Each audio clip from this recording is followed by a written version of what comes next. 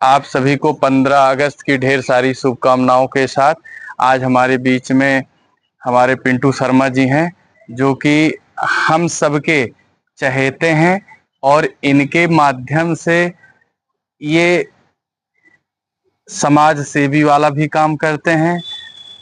लोगों को मदद अपने स्तर से जितना हो पाता है उतना करते हैं। आज मैं इनसे 15 अगस्त के बारे में जानकारी चाहता हूं कि ये भारत के नागरिक हैं और भारत के प्रत्येक नागरिक को 15 अगस्त, 26 जनवरी, 2 अक्टूबर इन सब के बारे में जानकारी होती है और ये अपने देश के प्रति इनके मन में क्या ख्याल है, ये जानकारी हम पिंटू भैया के माध्यम से आप तक पहुंचाना चाहते हैं।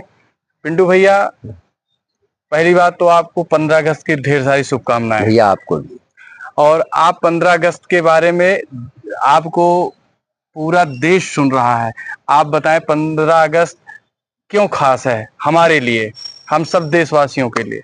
15 अगस्त हमारे आप सबके लिए इस बारे खास है कि हमारे जो देश को आज़ाद कराने वाले लोग भाई जो थे, माता बहनों भाई बहनों जो भी थे, वो आज देश आज़ाद करा के चले गए।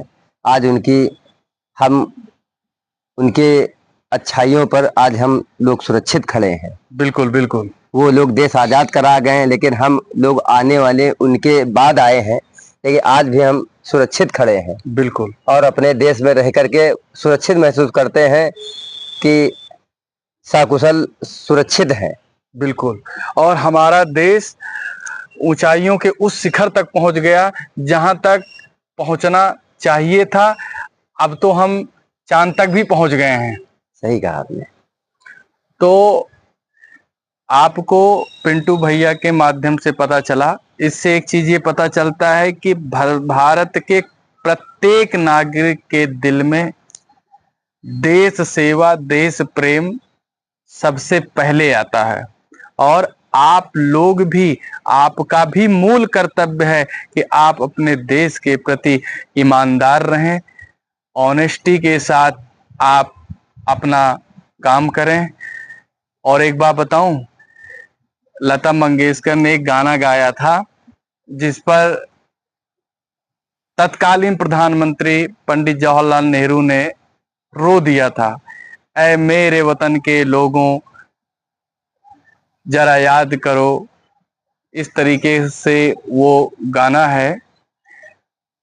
वाकई में उस गाने को सुनने के बाद शरीर के रोम रोम खड़े हो जाते हैं और मन देश प्रेम में झूम उठता है।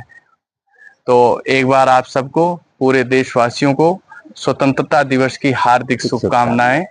जय हिंद, जय भारत।